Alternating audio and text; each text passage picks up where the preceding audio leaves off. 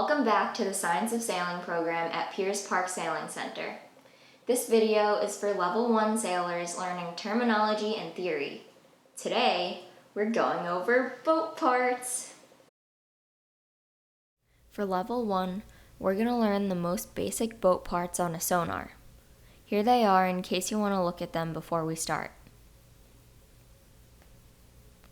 Let's take it from the very beginning with the hull.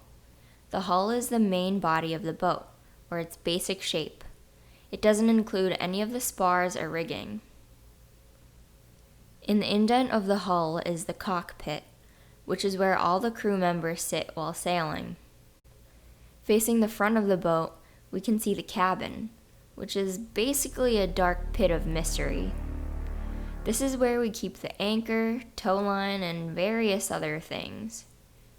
To enter, you must go through the Companionway, really ironically named because it would be kind of awkward if a friend was in there with you. Clip.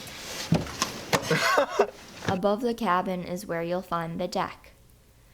If the almighty sea god Poseidon likes you, then you have nothing to worry about. But you better watch your back if you do something to upset him.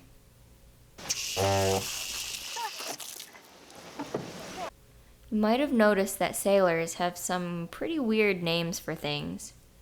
We never call the front of the boat the front, or the back the back. On a boat, the front is the bow, and the back is the stern. The stern is just the general direction of the back of the boat.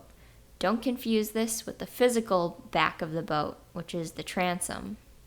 Just like front and back, there's no such thing as left and right. Instead, we call the left side port and the right side starboard. A good way to remember this is that port has 4 letters, P-O-R-T, just like left, L-E-F-T. And a good way to remember starboard is that, there just isn't really a good way to remember starboard. On board the boat, we have the tiller. You can think of it as the steering wheel of a boat. But there's one catch. If you push the tiller to the left, the boat will actually turn to the right. And if you push the tiller to the right, the boat will turn left. So whichever way you push the tiller, the boat will go the opposite direction. Attached to the tiller is the rudder, and it sticks in the water so that the skipper can direct the boat. Also underwater is the keel. The keel weighs 900 pounds and is almost 4 feet deep. The keel is really important because it acts like a fin in the water so we don't just drift away on our boats. It's so heavy that keelboats pretty much can never capsize, so you don't have to worry about the boat tipping. Next, we have the mast. It's a big metal spar or pole that reaches to the sky and provides the main support for the sails we use. There's another spar called the boom.